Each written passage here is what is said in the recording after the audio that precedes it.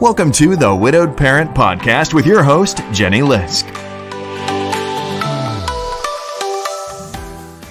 Hey everyone, it's Jenny Lisk, and this is episode 18 of the Widowed Parent Podcast. Today I'm so pleased to be sharing with you my discussion with Will Owens. Will is a widowed dad, and he has an 8-year-old son.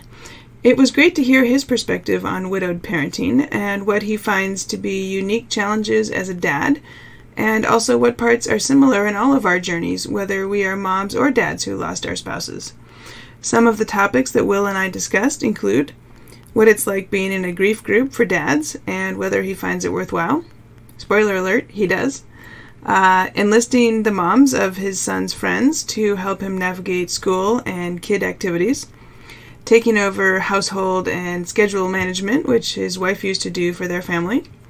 Getting through the first year milestones, including grief triggers that he didn't expect, and trying to be a quote-unquote good enough parent, which is a concept that Justin Yopp talked about in episode 9. I hope you enjoy my discussion with Will Owens. My guest today is Will Owens, who is joining us from his home in Raleigh, North Carolina. Will, welcome. Hey, Jenny, thanks for having me. Yeah, so I'm really glad to be talking with you today. I really want people to know that this podcast is not just for widowed moms. It's actually for all widowed parents. And in fact, I've gotten some requests to include more of the dad's perspective in the show. So I'm really glad that you're here to share your story with us. Indeed. Thanks for having me. I think I had mentioned before that, after listening to a couple of your podcasts, I was a little bit intimidated just from some of the folks you'd had on that seemed to be sort of leaders in the widow field, and as just a normal guy. I hope maybe some people might learn a little something from the dad's perspective. Yeah, absolutely. No, that's great. And I like to mix up the guests, right? I mean, some are people who are sharing their stories, whether they're a widowed parent or whether they're somebody who is now an adult and they had a parent die when they were young. And then some of the guests are people who've written books or run grief camps or various experts in the field. So I think it's great for listeners to mix things up. So I'd like to start out, if it's okay, please. I'd love to hear a little bit about your life before your wife died. Sure. So Samantha, I call her Sam, we met in undergrad and college back in the mid-'90s. So before her passing, I don't want to sound too cliche about it, but, we're kind of living the American dream. Don't get me wrong, we had our problems. We didn't have the perfect marriage by any means, but for the most part, life was good. We'd been married 15 years, met in college, got married not too long thereafter. She went to grad school. She worked for a clinical research organization, ironically doing clinical trials for some cancer-related diseases and otherwise. She supported me while I went back to school and went to law school. And then fast forward 2010, we had our one and only child, our son, Zachary. Life was good. I had left the firm I was at with another attorney, and she and I started our own law firm back in 2011. And so we were just trucking along. She had a good job. She was a professional. Things were going well at my law firm. We're just trucking along, living life. Mm-hmm. Life was good. Mm-hmm. Okay. And so then everything changed. So can you tell us what happened? How did you end up now where you are today as a widowed dad? Yeah. So 2016, ironically, is an odd year because it started off as a very good year for she, I, us, our family. Professionally, we both had some pretty good successes that year. We traveled a bit earlier in the year. And then in October of 2016, we were on a weekend trip with another couple in Nashville, Tennessee. And she'd had some discomfort in her shoulder. Anyway, long story short, came home and had made an appointment with her doctor, went and got checked out. She already had a mammogram scheduled anyway, and she was diagnosed shortly thereafter with triple negative breast cancer. At that point, it was already in the lymph nodes and a little bit of involvement in the sternum. And she was already scheduled to have a mammogram because, and this was at age 39, by the way, she'd started getting mammograms at age 37 or 8 because her mom was and is a breast cancer survivor, still doing well to this day. But she'd started getting mammograms early because of that. And anyway, they caught it, and the very short version of her sort of cancer journey was that, she immediately, within a week's time of diagnosis, started very aggressive chemo treatments, double mastectomy, a ton of radiation, was doing really well, had gotten into remission in late 2017, probably. So about a year later, she was fully in remission, went in, had reconstructive surgery following the double mastectomy, and I guess it was January of 2018, we learned that it was back, just through a routine scan, learned that it had come back. And so, yeah. Yeah. Okay. So that was a little over a year ago. And then when did she pass away? So June 9th of 2018. Okay. So we learned in January that it had come back. It was in her lumbar spine. We thought, okay, well, it's not ideal, but, it's not the end of the world. We'll go in, do a little bit more treatment. I think she had one chemo treatment, and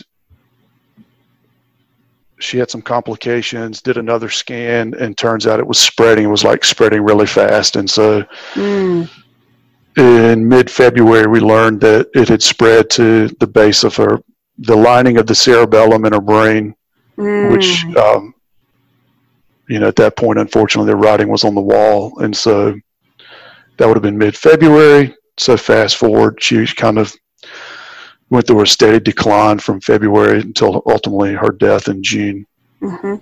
Wow. Okay. Well, thank you for sharing that with us. That sounds pretty awful.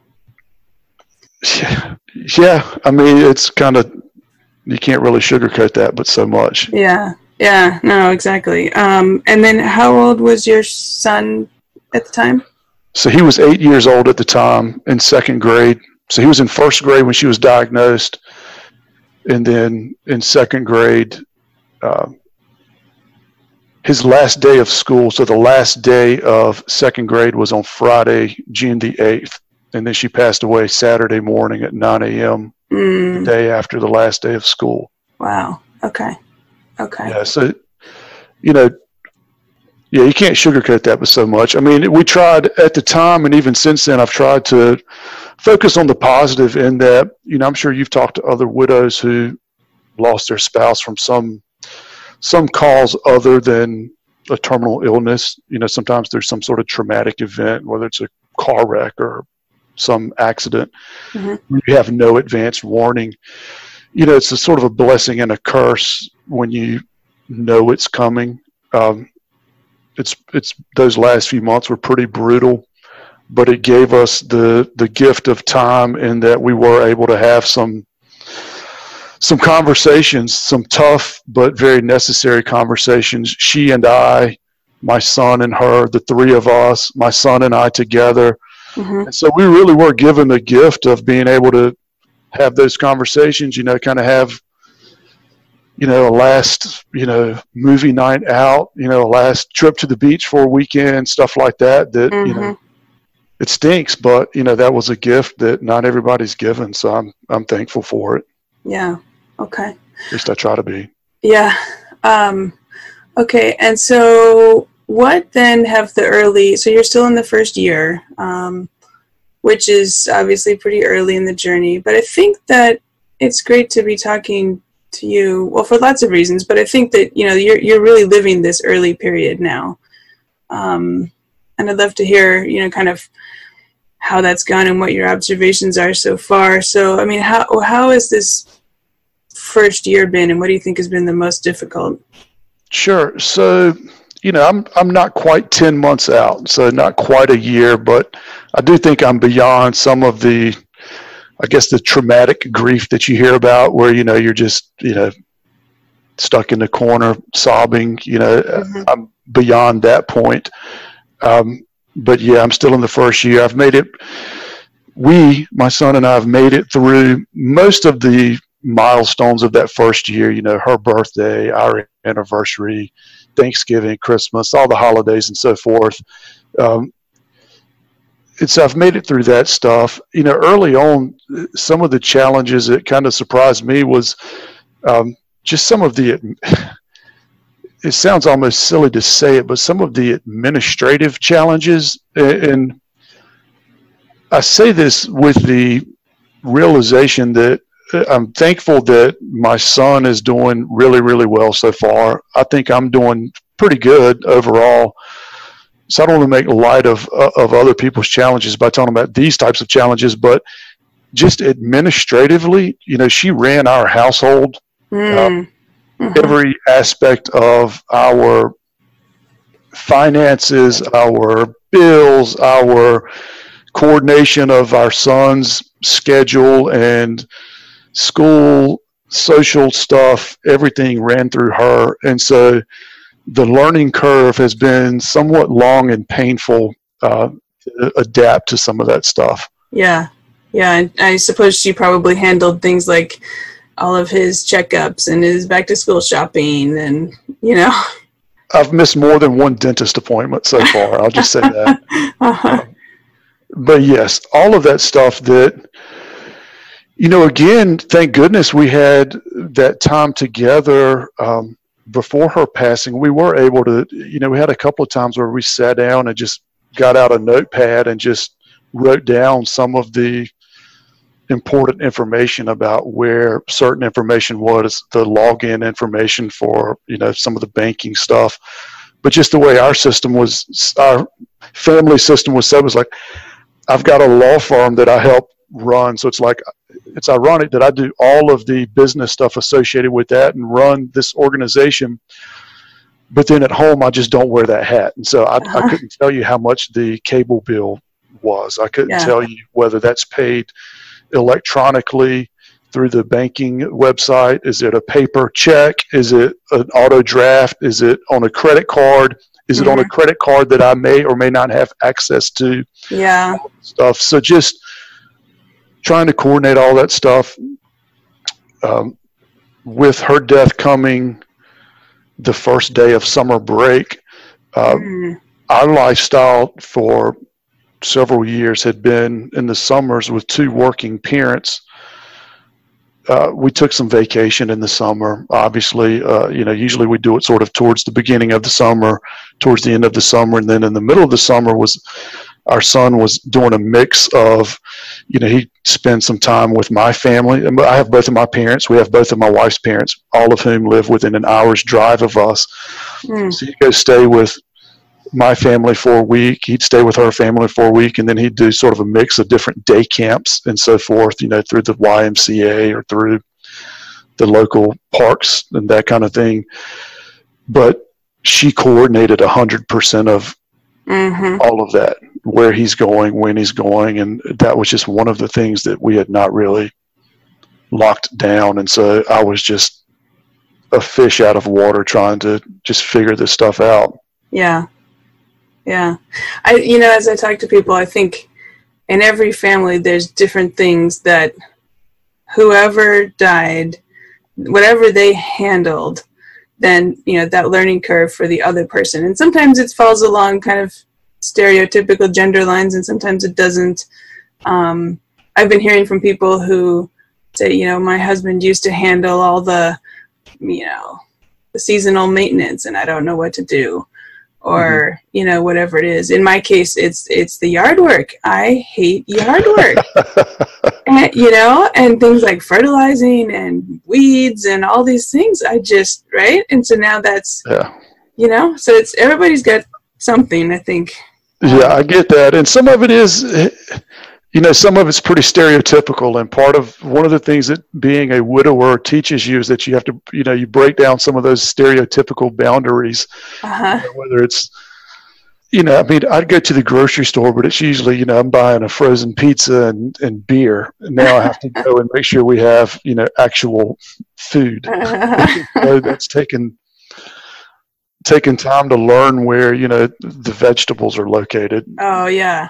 But we're figuring it out. That took me a few months, but we're getting there. Well, plus I would think getting in the habit of planning too. Planning, and I struggle with this too, but okay, what are we going to have this week every night for dinner? Yeah. I was never a planner in general before, but since then I have turned into a list person. I keep lists for everything. I start a grocery list. I never did grocery lists before. I just went in and got what you needed.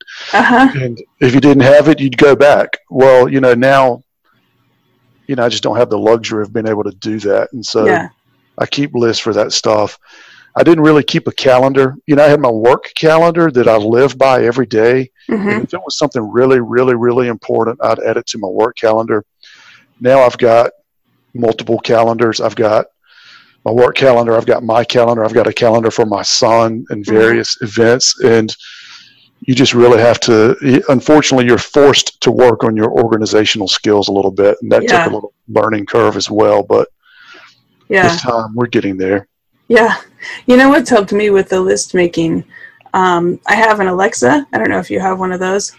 I've not done it yet, but well, there's so many things I like about it, but I think the most practical, useful aspect is the shopping list. Okay. And it comes by default with just one shopping list, but you can add. So I've added a Costco list and a Trader Joe's list and a Home Depot list. And so I've trained myself and the kids that if you take the last milk out of the extra fridge, as you walk back in the kitchen, you say, Alexa, add milk to the shopping list. Nice. And and so if everybody has the habit of doing that, then when it's time to go to the store, I don't have to scour the house. Oh, do we have enough saran wrap? Do we have enough, whatever? Because everything's been added as we go.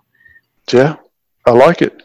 Yeah, I might look into that. One thing I've done is I've started just a couple of months ago. I take my son to the grocery store with me. I have a list because it did not take very long in our little journey here together for him to get tired of what I was making for dinner. And admittedly, I'd get a little sick of it too. And then I got to the point where, after a certain number of rounds of complaints, it's like, okay, well, I'll tell you what, rather than me going to the grocery store on the way home one day after work and bringing everything home, I'm going to wait. And this weekend, we're going to make a list. And if you want something, put it on the list, or when we're at the store, get it. And if you don't get it, or if you don't tell me about it, well, then I don't want to hear about it. Right. That's great. Plus, I love the fact then that you're teaching him how to shop, how to find things in the grocery store, how to stand in line and check out, right? All those practical skills that he's going to need someday. Yeah. And one neat sort of aside associated with that, when Sam, my wife, knew that her time was getting short, one of the few things that she was able to do before she passed away was she went ahead and ordered a couple of gifts for him. So she passed away in June. She'd gone ahead and ordered a couple of Christmas gifts for him. One of the things they used to enjoy doing together was watching these cooking shows on TV. Cooking show guy, but they'd watch them together some. There's a few with kids apparently. Anyway, so she brought him a kid's cookbook. And so since then, that's been one of the sort of, I consider it somewhat therapeutic. He may or may not really get it, but we'll pull out the cookbook that she'd bought for him and find a recipe. And most of it's really, really simple stuff, but find a recipe, and then we'll add everything to the list and then go shopping and buy that stuff and then come back and cook it and all that. It's pretty neat. Yeah, that is cool. And that reminds me, he might like this YouTube channel that I actually know the girl. Her name is Amber Kelly, and it's called Cook with Amber. And she's about 15, maybe she's 16 now. And she's been doing this since she was in, I think, second grade. Really focusing on healthy, simple, home-cooked stuff, getting kids in the kitchen, cooking is fun. And she actually was on the Food Network, and she won the Food Network Kids Star. I forget what it was called. And she's done stuff with Jamie Oliver. And anyway, she's got fantastic YouTubes. aimed at kids, of inspiring them to get in the kitchen. And she's got a brand new cookbook, so I'll send that to you. Yeah, I'm writing it down. I'll check that out. Yeah, the book is called Cook with Amber, I think, which is the name of her channel as well, her YouTube channel. Cool. Oh, and there's another thing that my daughter used to get called Radish, with 2 D's, like Rad Dish, Raddish. Okay. And it's a monthly cooking club. Basically, they send you a kit each month. It's like a subscription, and there'll be a few recipes around a theme. And then they send you like a kitchen tool that goes along with the theme. So over the months, she's gotten like measuring cups and measuring spoons and a whisk and a spatula and I don't know, all kinds of things. But they send these nice like laminated cards with the recipes. No ingredients. It's not like a Blue Apron or something. But they send a shopping list a couple days ahead so you can go and get the stuff. And then when the box comes, you can. Yeah. So that's been pretty fun. That sounds interesting. Yeah. And I'll put links to those things in the show notes if anybody who's listening is interested. And these guys aren't sponsoring the show or anything, although it'd be nice if they were. But anyway, I have found those fun for our family, so maybe some people will too. Okay, let's. When you and I were talking once recently, you had some interesting advice about help. Breaking into the school logistics and the school scene and how to get help. And I don't want to. Can you explain what you found there? What's been helpful? Sure. So, whether you're a widow or a widower, obviously you start wearing multiple hats. And so I'd never worn any hat other than just the dad hat. And so I found myself after the fact, it became apparent pretty early on that I was going to have to kind of obviously wear the mom hat also. And with that comes certain responsibilities that frankly I never thought of. And what I figured out pretty early on, that my biggest allies in this journey of being a widower, now single dad, was my biggest allies were my kids' friends' moms. Ah. Going into it, I thought, I've got a really good support system. I've got a sister who lives within an hour's drive. We have my wife's brother and sister who both also live within an hour's drive. We're all relatively close. And I had really thought going into it that those folks would probably be sort of my biggest allies in this process. And they've been great. I mean, don't get me wrong on that. They've been great, but the reality of it is they live an hour away. They're in different school systems and everything that comes along with that. What I learned is that kind of the boots on the ground, so to speak, were the moms of my kids' friends, some of whom I really didn't know that well beforehand, frankly. Most of them, I knew their husbands. Some of them I was pretty good friends with. Some of them not so much. Sam had been pretty good friends with them also, but these were people who my wife primarily knew through the local elementary school where my son had attended from the time he was, in kindergarten. And over time, what happened was, this wasn't necessarily intentionally, it just has kind of happened this way. I got into a couple of sort of like group text messages with some of the moms groups. I'm on like the moms Facebook group for the school and the PTA and all of that stuff. Mm-hmm. But it's really the only way I can remain sort of plugged in as far as, hey, heads up, registration for spring soccer is tomorrow.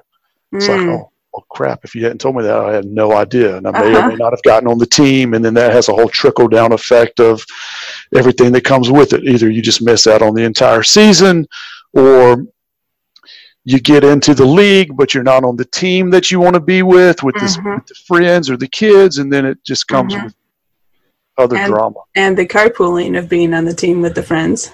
Absolutely. There's a trickle-down effect of everything that goes with it. And so they've been phenomenal. And, the soccer thing is just one example. I mean, it's, the fact that there's a field trip next week and you have to pack a special lunch, or it's the teacher's birthday, or all these little things that I just was oblivious to beforehand. I'm super thankful to all of them for helping me out, kind of taking me under their wing. Right. Okay, that's great. No, I'm glad that's been working well. I think that's a great tip. Oh, I'm sorry. Were you going to say something?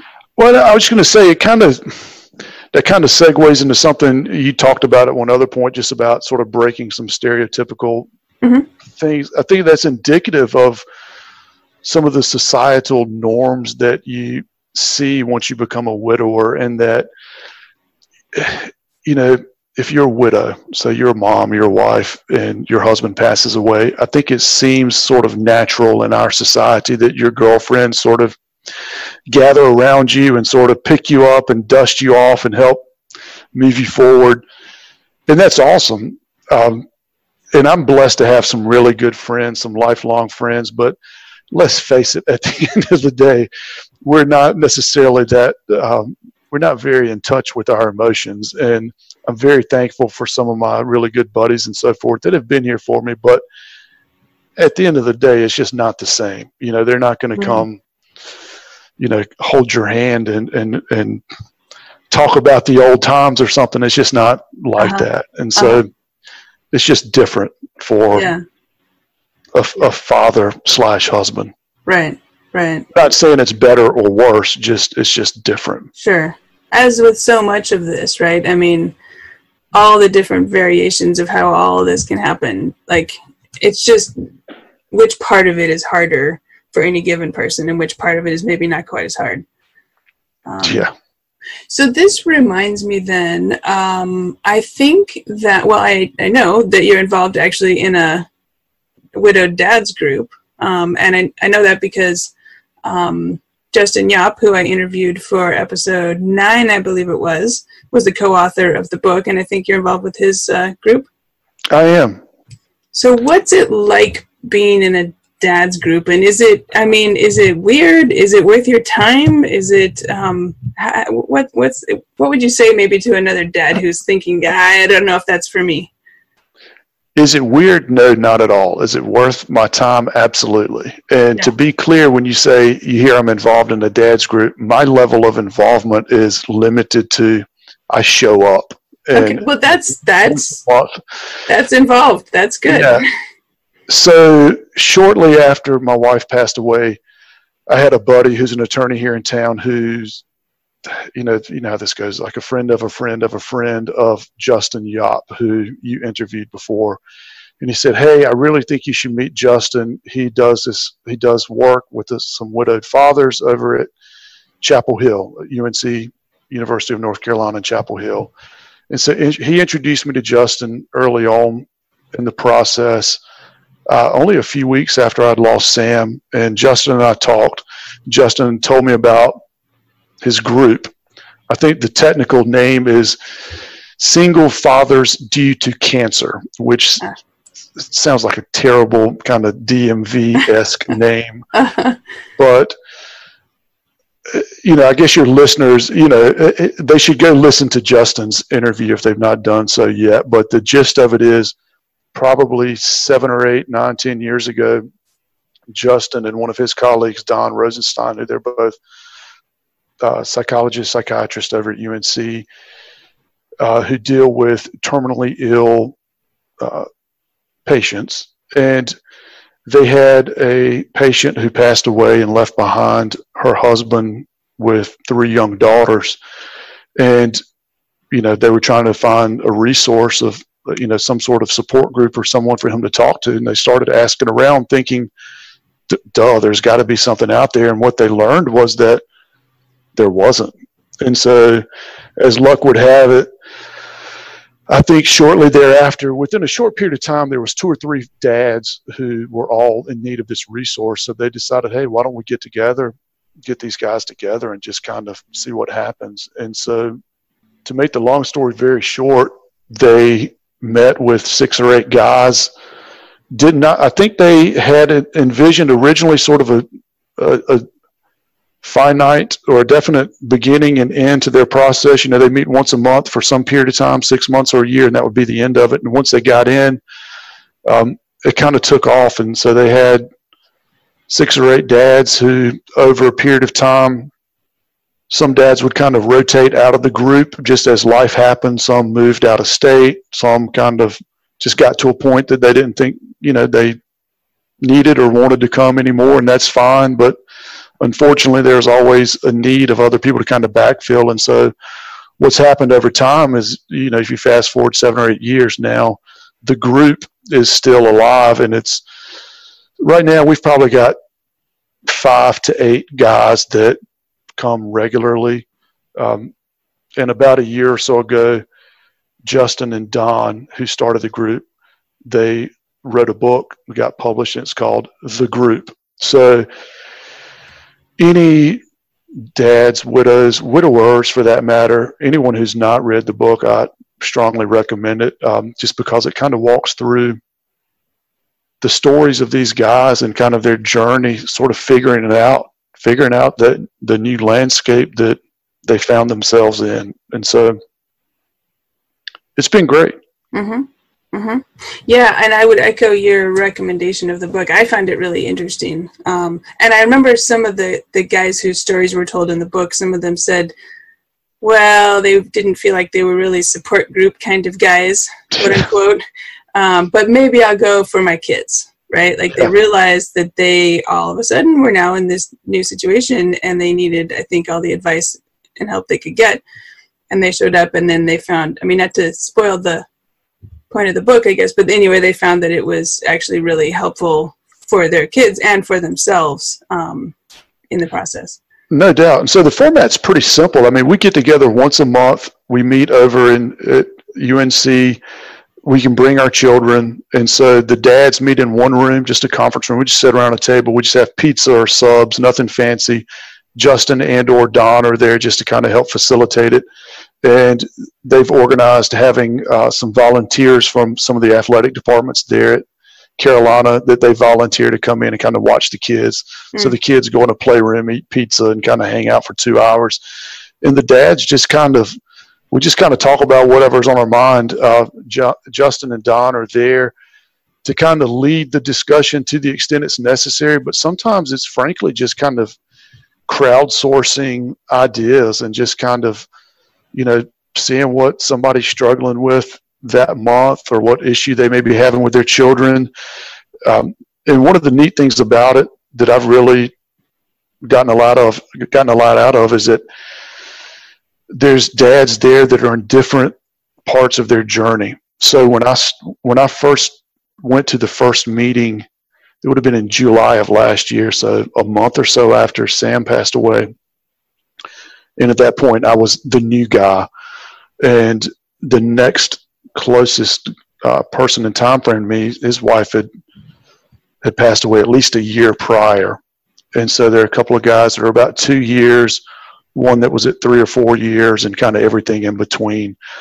And so just that perspective from people who have been down the path that you're going down and might be struggling with, they just have advice they can lend to you on various topics. And the age group of the children in our group ranges from, I don't want to say infants, but, like a year or so up to college age, and everything in between. So it's been fantastic.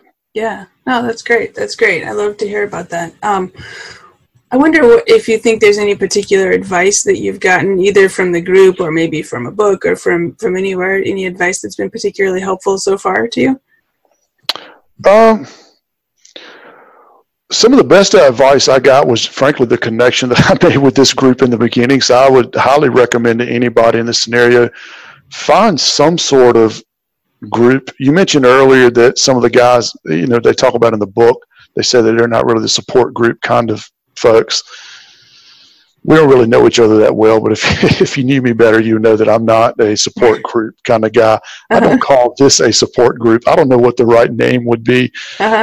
It's just a group of guys who all happen to have lost their wives and happen to have children. We get together and talk about stuff. Yeah. It's not a support group. Right. The point is, I would tell anybody to find some sort of group of people to speak with, people who are somewhat similarly situated, so that you can kind of lean on each other as you navigate these waters of uncertainty. Because it's rough, and it helps having someone you can lean on, especially, with dads who are dealing with other guys who may not be as open to talking about it. Mm-hmm. Talk with someone there through the oncology department or through the hospice facility that you're at to find some sort of group of people that you can just kind of rely on. It doesn't have to be a face-to-face group that gets together once a month or once a year. It could just be emailing, just someone you can bounce ideas off of, I think is huge. As it relates to advice in general, I don't know about you, but I got all kinds of advice. Some of it's good, some of it's bad, some of it's just awkward, some of it's odd. Uh-huh. My biggest advice is to consider the source of the advice that you're getting. I was thinking about different advice I'd gotten. I recall one afternoon in almost back-to-back conversations on one day, I spoke with someone I consider to be a pretty close friend who, this was within a month or so after Sam's passing. We were just talking about, big stuff like the house where we're going to, my house, which is our house. Samantha and I bought this house 11 years ago together. It wasn't like I had a house and then we met and got married. It wasn't like she had a house, mm-hmm. we got married. This was our house. It wasn't our first home, but it was this was our home we're going to live in for forever, raise our family and, grow old in. Right. And so I remember this one conversation, this person I'm fairly close with says, so what are you going to do? I mean, are you going to move? What are you going to do? There's no way you can stay in that house. You've got to get out. I can't imagine you're going to stay there. I don't know what that would be like for you to, come home to that every day. It's got to be horrible. I can't imagine your son coming home and seeing, all these daily reminders of his mom. I was like, you got to get out of there. Like, okay, thank you for I'm not sure if you call that advice, but the opinion. Uh-huh. And it was not 3 hours later, I happened to be talking to another friend, someone I'm very close to, who says, they're talking about the house situation, and they say, and mind you, I have not mentioned anything to them about the prior conversation. They say, well, what are you doing? You're not going to move, are you? Like, that's your house. I can't imagine ripping your son out of his home and leaving your home and going somewhere different. That would have to be, just another traumatic loss all over again. There's no way you can leave. You must stay there. And so then I'm just even more conflicted than I was beforehand. Yeah. So, and this was both in the same day, both of these? This is the same afternoon. Oh my gosh. Wow. Yeah. So I guess my point is, when it comes to advice, this is why I enjoy talking with people like you who have, kind of been through some of this stuff before. Consider the source. And if they've been down this path, then I might give that a little bit more weight as opposed to someone who has not. Sure. That may or may not be fair, but that's my approach to it. Yeah. Okay. No, that makes sense. I'm curious about, you mentioned that you've been through most of the Thanksgiving, the Christmas, the birthdays. Are there any kind of surprise gotchas that have come up, things that maybe you didn't expect to be hard, but kind of came out of the blue and surprised you? Yeah, a little bit. I mean, there's probably been 1,000 times that someone's commented to me about, the first year's the hardest. You got to get through the first year, all of the different firsts. And in my experience, the first year has been tough. I mean, it's been challenging, but the stuff that you think about the most, like the holidays, for example, or Thanksgiving, Christmas, birthdays, those real milestones that, you might kind of circle on the calendar ahead of time and sort of dread leading up to it. In my experience, they haven't exactly been fun, don't get me wrong, but maybe in my own mind, I've kind of built myself up for how hard it's going to be, that those big days ended up not being that bad. Like, they still sucked, don't get me wrong, but with me, I was fortunate to be around my family, my friends, so they're all kind of sort of rally around you a little bit on some of those days. So it's a little more tolerable. Maybe they're walking on eggshells, maybe not. But what's kind of surprised me is some of the days that I didn't really think about. Like my wife, for example, this might sound kind of cheesy, but she was a huge Carolina Panthers fan, huge NFL football fan in general, big sports fan in general, but big football fan. And so it was one of the things that we kind of did as a family. Was just Sundays, if we were able to, it's kind of Sunday fun day, watching games, cooking out. We have friends over, just having a good time, watching football. We'd go to a couple of Panthers games every year. We'd taken the three of us, she and my son and I we took him to his first game the year before she passed away. That was really awesome. That was great for them to be able to experience that. Anyway, to your point, one of the days that snuck up on me was opening day of football season. I didn't have any plans. I was just home alone. My son was here. It was a nice day here in North Carolina. He's outside playing with some of his buddies. Some of the neighbors were fortunate enough to live in a little cul-de-sac, so he and a bunch of the neighborhood kids can run around and play right outside. They're outside playing, and I was here alone, and it was opening day, and the Panthers came on, and they're singing the national anthem, and it was like probably one of the loneliest days I've experienced in this year. And it was just, I don't know, it was just an overwhelming sadness on what would otherwise be a very unremarkable day. It's just a random day in September that really has no real significance other than it's opening day of football. It just kind of snuck up on me. Yeah. And I've had a couple of little days like that you just don't think about, where it just kind of sneaks up on you. It makes sense.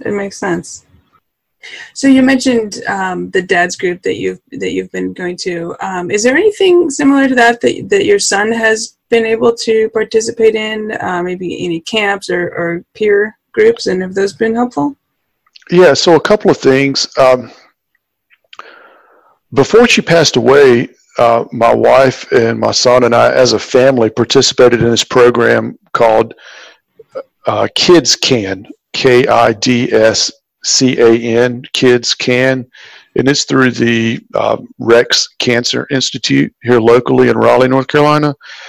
And it's a family organization for children who have a primary caregiver that is battling cancer. And through that program, we got to meet other families that were in their cancer journey. In that group, sometimes it was mothers, sometimes fathers, sometimes it was a family where it was a grandparent that was the primary caregiver of the child. But anyway, we met other families that were going through this journey.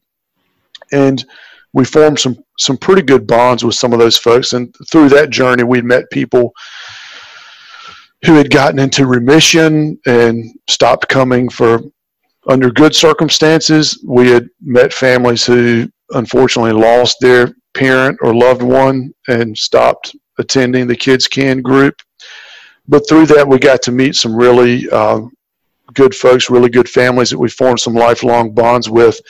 That transitioned into our awareness of another program called Camp Kesem, which is, there are chapters of Camp Kesem that I believe are sponsored through various colleges or universities across the country. So chances are, if any of your listeners are near any sort of major metropolitan area, there's probably a chapter of Camp Kesem there. And they offer a couple of different activities throughout the year, the biggest of which is each summer. They offer an overnight, week-long summer camp at some camp location. So my son is doing that through Camp Kesem. It's at no cost to the family. So it's not, if you don't have the financial resources to attend this overnight, week-long camp, because some of the venues where they host these things, some of them are really nice and it's really expensive. You go and you're with other kids, some of whom who have lost a parent, some just have a parent that's currently battling cancer, but that's been a good program. Also, he's done a few things through our local hospice organization here. It's called Transitions of Wake County. They do a couple of types of sessions. One is they offer some 101 time with the children. I don't know if I'd call it therapy, but they're at least available to talk and sort of check in and see how the child is doing. Also, they offer some group settings here locally where they'll get together and do like a project. They'll have, they have it staggered by age group. So he's 9 now. The last one he did, it was ages, I think, 5 to 10. They got together as a group. There's probably 10 kids there, and they did like an art project where they did a picture, and they integrated some discussion of the parents that had been lost. And so it gives them an opportunity to talk about their parent if they want to, but they're not obligated to. And I think the good benefit to that program and Camp Kesem also is, even when they don't talk about the loss of their parent, just being around other kids and knowing that those kids are in the same situation, I think it has a pretty big impact on my son anyway, just knowing that he's not alone. Right. There are other kids out there that are going through the same things that he is. Right. And that's so important. I mean, a lot of kids might not have anybody at their school who's gone through anything similar. So having that peer connection, I think, is good. I'll put in the show notes. I think it's a camp, Kesem, I believe is how it's spelled. That's it. Yeah. Okay. And I'll put that in the show notes so people can find it. Okay. Thank you. A couple more, maybe just kind of reflection questions before we get to the end of our time. This has been great. I guess I'm wondering, is there anything you wish you'd known ahead of time about widowed parenting? Yeah. Yeah, there's a lot. Beyond just the sort of administrative stuff I talked about earlier, which, seems kind of minuscule and obvious in the big scheme, but, beyond learning some of that administrative stuff, I think one of the biggies for me is just knowing that, you can do this. You just have to have confidence in yourself. And,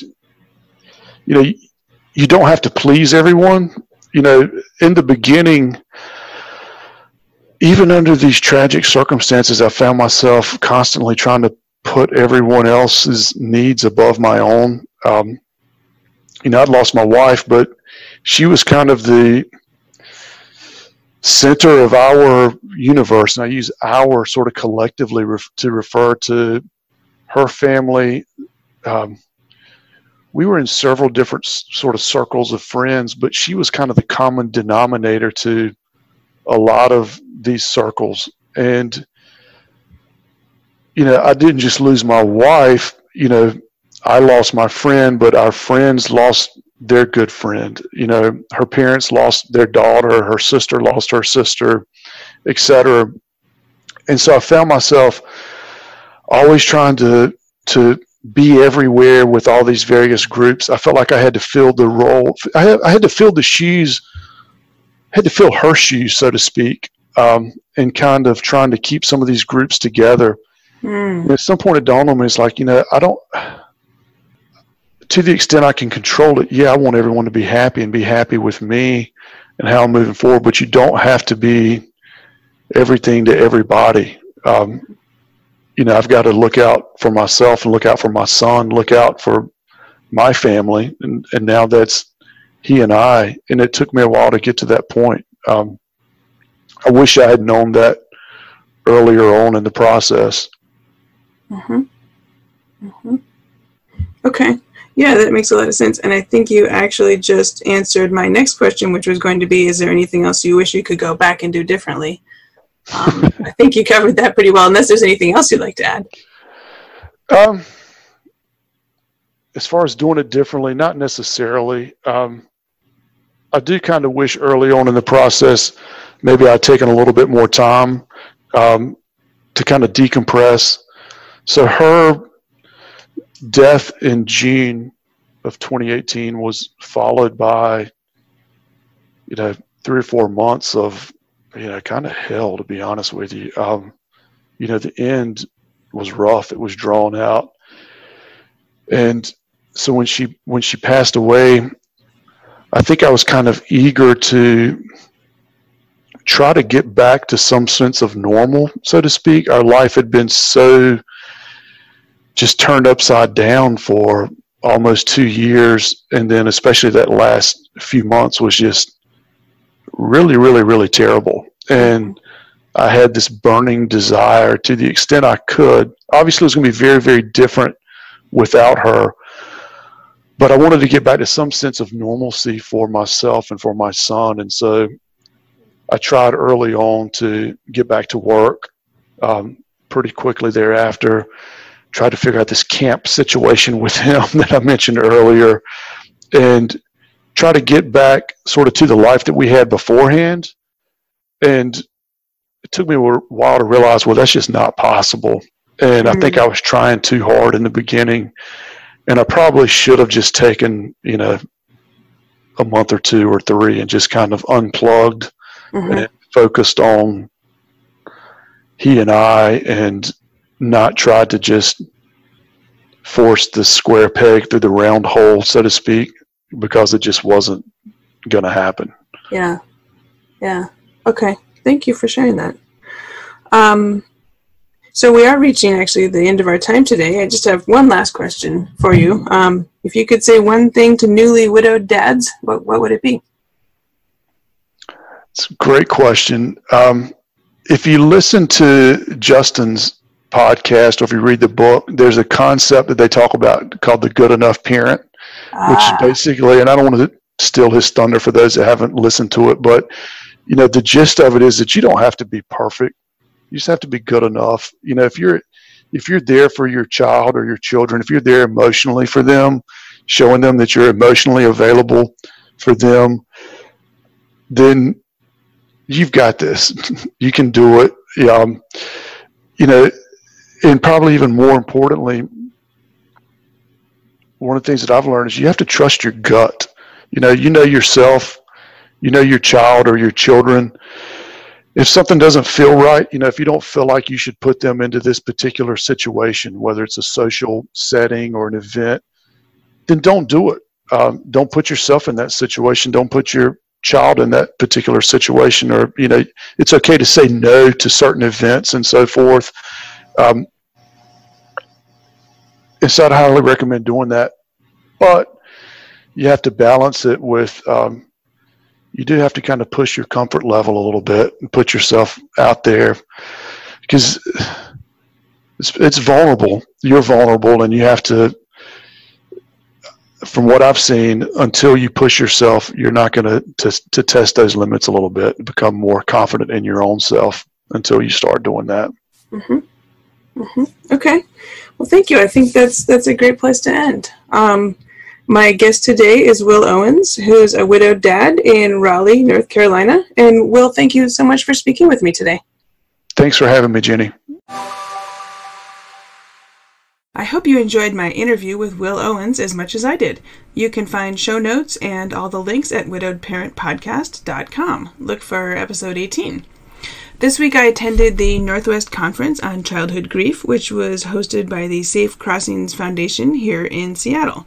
There are lots of wonderful people working in the field of children's grief, and I met some great professionals and learned about some innovative resources that I hope to bring to you on the show in the coming weeks and months. In the meantime, if you're finding the show interesting, I'd love to hear what has been most useful to you. Drop me a line at jenny@jennylisk.com anytime. That's JENNYLISK. And I hope to see you on the next podcast discussion group on April 7th. It's free, but you do need to sign up at widowedparentpodcast.com. Thanks for listening. Until next week, keep smiling. Thank you for listening to the Widowed Parent Podcast with your host, Jenny Lisk. Connect with us on social media and at widowedparentpodcast.com.